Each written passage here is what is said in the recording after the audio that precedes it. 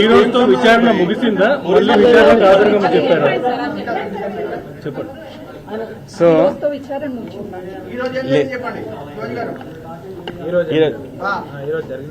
ఈరోజు జరిగిన విషయం ఏంటంటే తప్పులేదు, ఆయన అభిప్రాయాన్ని నేను గౌరవిస్తాను.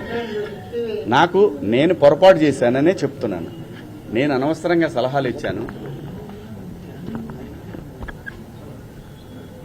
ప్రపంచ వేదికల మీద అలాగా ఈ దేశం పునాదులు ఏర్పడినప్పుడు ఒక కుటుంబ వ్యవస్థ ఉంటుంది.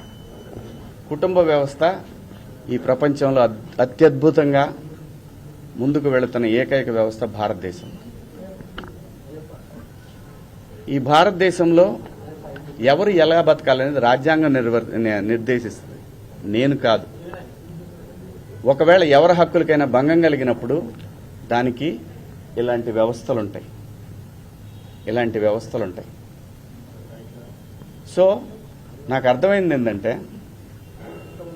సలహాలు ఇవ్వటం మానుకోవాలి, సలహాలు ఇవ్వటం, మంచి మాటలు చెప్పటం మానుకోవాలి. ఎవరిదాడికి తెలుసు. ఇక్కడ ఒక్క నిమిషం, అదే చెప్తాను. ఒక్క నిమిషం అమ్మా, నేను చెప్పాలనుకుని చెప్పనండి. మళ్ళీ అంటే నేను అనేది దీన్ని ఇంతటితో ముగించుదామని, ఈ డిస్కషన్ ఇంతటితో ముగిద్దామని చెప్తున్నా. ఎవరి అభిప్రాయాలు వాళ్ళకి తెలుసు. ఇక్కడ మంచి మాటలు చెప్పాను, చెడ్డ మాటలు చెప్పాను అనే దానికి బ్యారియర్ లేదు. Very clear. నేను వాళ్ళు అడిగిన వాటికి సమాధానాలు ఇచ్చాను.